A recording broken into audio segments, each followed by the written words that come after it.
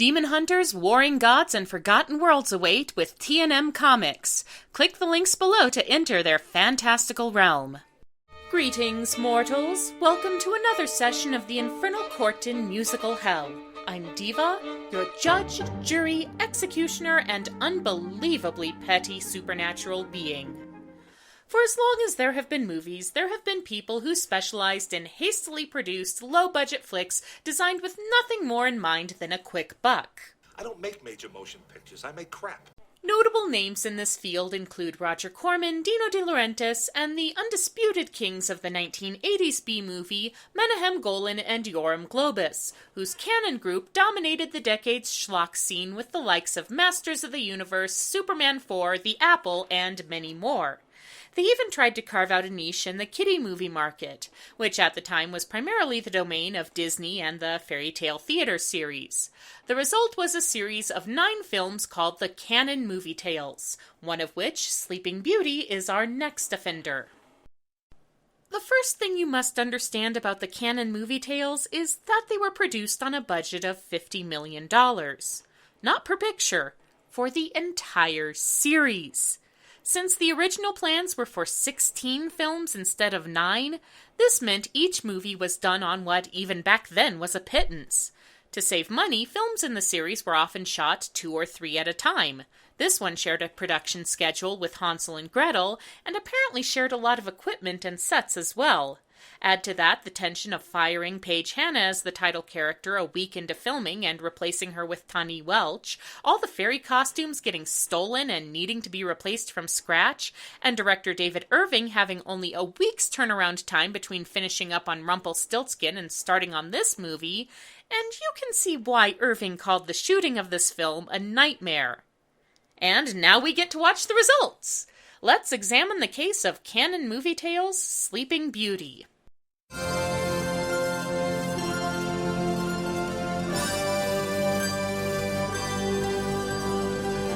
And before we even get out of the credits, let's discuss sin number 1, the cheesy synth orchestrations. Like pretty much every other musical device, the use of synthesizers isn't inherently bad. Trevor Jones uses them to great effect in the soundtracks for The Dark Crystal and Labyrinth, but this movie obviously didn't bother to budget for more than a couple of Yamaha keyboards, and boy does it show. Even the King's fanfare is directly off the soundboard.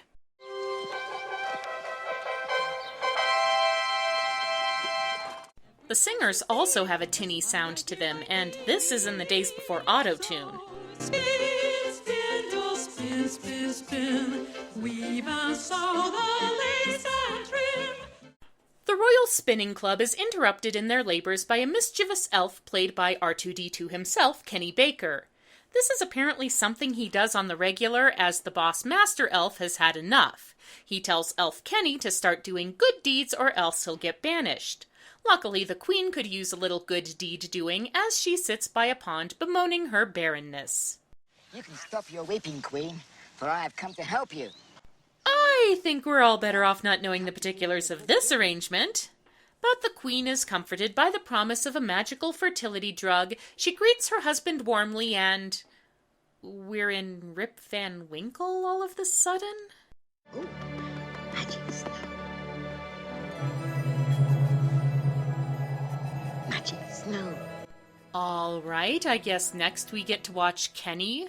The character is never given a name, so we'll just stick with Kenny, collect the ingredients for his baby-making potion. Which, why? We know that he'll get the ingredients and the potion will work, because otherwise there's no title character. I'll tell you why, because of sin number 2, how much this movie drags everything out beyond its breaking point. Let's face it, Sleeping Beauty from the title character's point of view is a bit of a snooze fest, which is why adaptations tend to be more about the characters and action surrounding her. Disney was primarily concerned with the 3 good fairies and their attempts to thwart Maleficent. Tchaikovsky threw in a bunch of divertissements. Matthew Bourne had a lot of weird shit with vampire fairies and some kind of S&M nightclub, all of which were interesting and either kept the plot moving or provided some nice side entertainment to it. This movie mostly stretches out the usual beats beyond endurance. It takes a good 20 minutes for the baby princess to even put in an appearance, and then the lead up to her finger pricking is one long stall. Now, first you put your foot on the pedal, and then you pump it, and then you turn the wheel with your hand, and then you wrap the yarn around the spindle.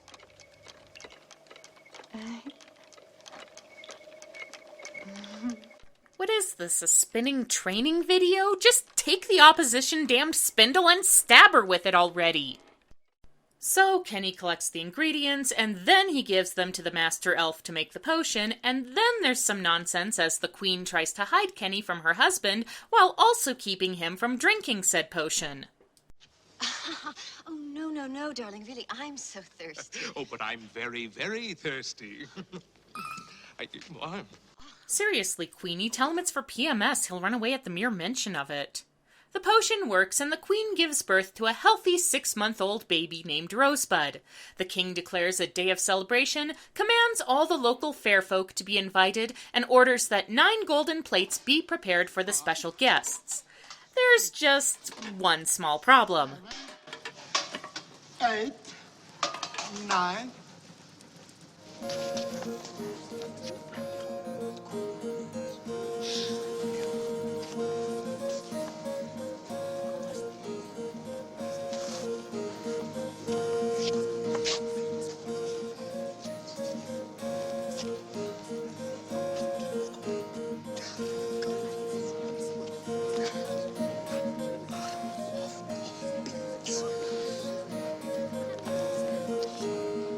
A tall chef is into shark storage.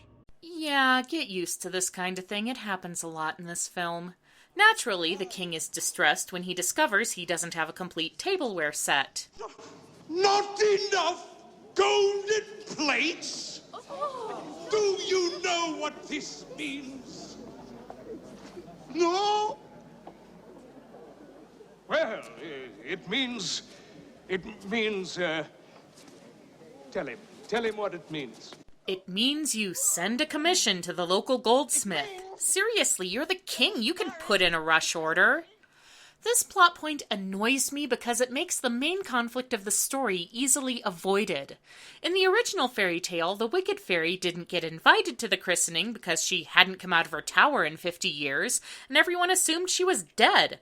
And when she did crash the party, they obviously couldn't whip up an extra set of commemorative flatware at the last second.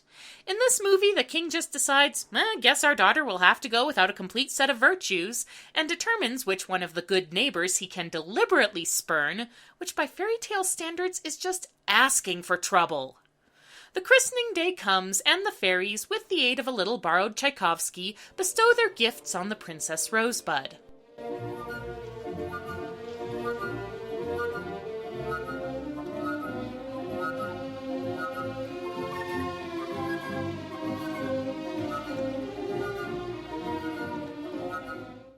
The slow motion is interrupted by the arrival of the slighted Red Fairy, who indulges in some light vandalism before delivering her curse with much overacting.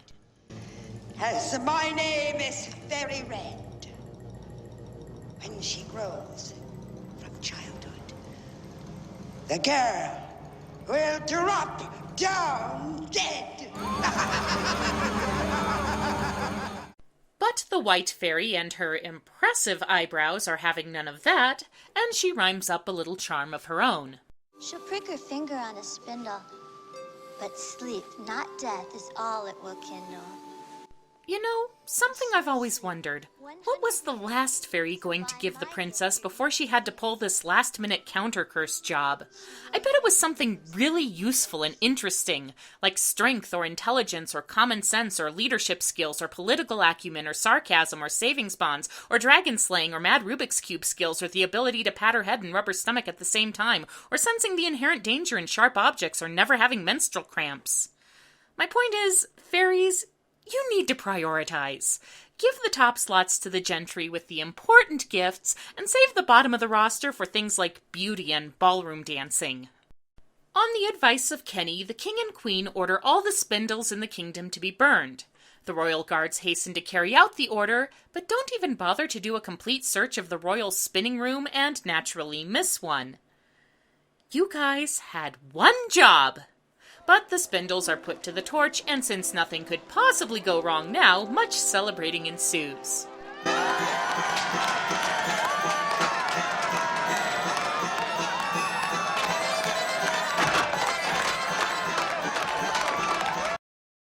Along with terrible pseudo-medieval dance music. Sweet Lucifer, it sounds like the hideous love child of the psycho shower scene and the demo track on a Casio. We jump ahead 16 years to find the now-grown Rosebud avoiding her nursemaid while singing a happy song. There's plenty of room for a rosebud to bloom, and I'll bloom in a wonderful way. And by happy, I mean so dull that it would put the palace to sleep on its own if it weren't for the harsh tone of Rosebud's voice. Sin number 6 on Rosebud's song Life Looks Rosier Today, which has that awful pun in the title in addition to its other not-so-charming qualities. It turns out the ban on spinning wheels has caused the entire kingdom to go 16 years while wearing the same increasingly ragged clothes, because apparently none of them have heard of such a thing as trade relations and imports. Rosebud is put out and perplexed by this circumstance, but her Nana comforts her. There must be a king in a country far, far away. And in this kingdom there are many wheels upon which they spin yarn. And all the people in the country are very happy. Except for the prince. Why is the prince so sad? Well, he's looking for a princess. I've heard of marrying into money or prestige, but marrying into fabric? That's a new one. The entire court is no less put out by this whole no new clothes thing, and they illustrate their discontent with sin number 7, the ridiculous clothing song. Our clothes are worn and tattered, so they rip. We haven't got a spindle, so they rip. Our clothes are worn and tattered, and our wardrobe is so shattered, and we haven't got a spindle, so they rip. Fine, we'll get you some new clothes, just stop with that monotonous tune already. Then there's the choreography, which is best described as a Cinderella chorus line.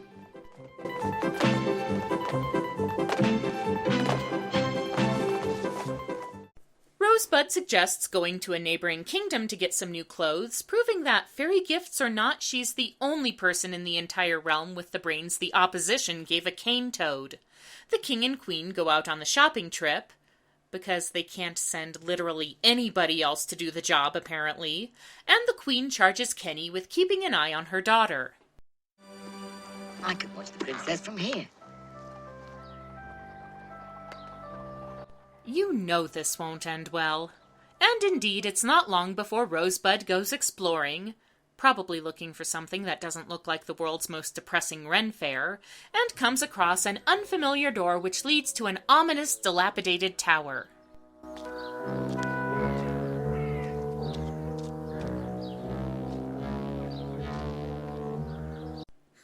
A mysterious stranger in a dark cloak accompanied by the pipe organ setting on a Yamaha. Seems safe enough. And so we reach the fatal moment when... Oh dear. It must be very late. Rosebud hears her Nana calling her and decides to turn back. Quit dragging this out and pretending it's tension. That night, after everyone has fallen asleep, including Kenny, who like me seems to have given up on something interesting happening, Rosebud ironically has a bit of insomnia, so she goes back to the hidden tower. Slip out the door, across the hall, down the path, and over the wall. This song is almost creepy. It's the one place in the score the synths are used effectively, but the singer's voice kills it. Finally, Rosebud has her fateful encounter with the spindle, and has an extended freakout as the curse takes hold.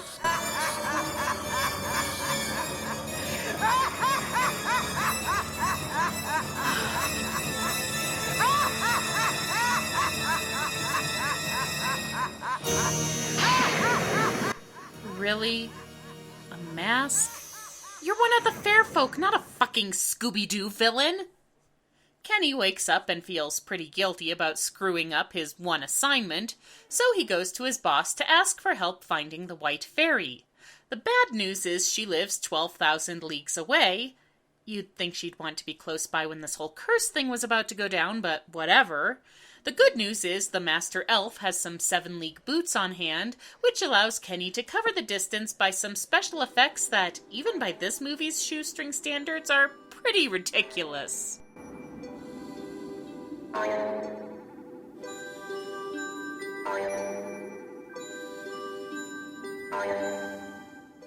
So Kenny springs across the landscape to the realm of the White Fairy, who basically shrugs and says, it was fate, what are you gonna do?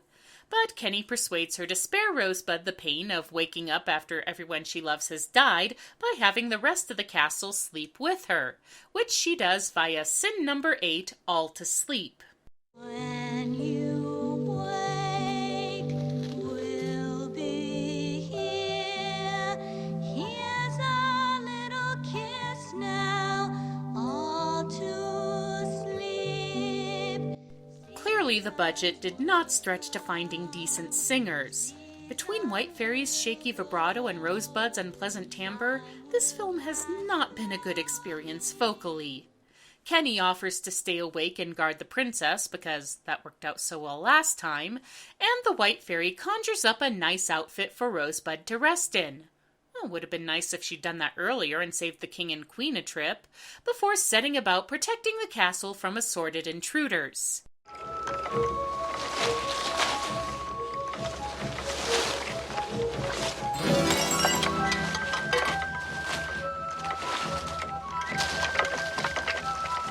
Yikes, someone went to the Stanley the Troll School of creepy greenery. Anyway, the vine-encased castle sits for a century until a prince comes by, blowing his synthesized hunting horns and William Shatnering something awful. Let us ride to this castle. If there is nothing, then I will give up my quest. The prince is exploring all the corners of the map for some undefined reason, and the palace covered in vines and the skeletons of unworthy princes is not on the map. Kenny, now sporting an impressive beard, explains the situation and declares that the time has come for the princess to be awakened. But the prince's companions are skeptical. I don't believe him. You can't trust an elf. See, this guy knows what I'm talking about! Having heard the tale of a beautiful maiden awaiting a true heroic prince to awaken her, the prince turns around and heads home. The here? Come on, you're an hour and 20 minutes in. You can wrap things up now. Trust me, nobody is going to complain if you don't reach the 90-minute mark. But the castle's sudden appearance on his map convinces him to go back, singing a quote-unquote heroic number along the way. Spurred by the flame that is burning inside, I've come a-wooing to win me a bride. I'm getting a strong Humperdinck vibe off this guy.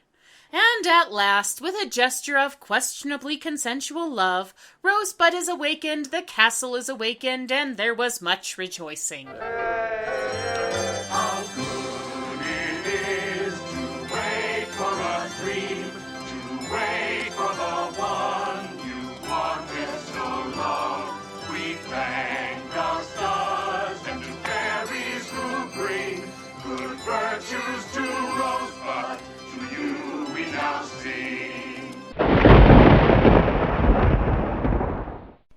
The problem with doing Sleeping Beauty, or any commonly known fairy tale, is that it's been done so often that you need to do something special to distinguish your interpretation. And this movie doesn't do that. It's a pretty standard recap of the story, accompanied by several weak songs, and padded out with so much filler that you're likely to drop off before the title character does. Therefore, the Court of Musical Hell orders the following punishments. For the terribly tinny music, composer Michael Bertz is condemned to be trapped in a room full of malfunctioning toddler toys. For pretty much causing their own troubles with their ineptitude, the king and queen are condemned to be taken down in a peasant insurrection. And finally, for producing this slog of a retelling with nothing to bolster it, Golan and Globus are condemned to sit vigil with Kenny Baker's elf character for 100 years. So let it be recorded. This session of the Infernal Court in musical hell is now adjourned.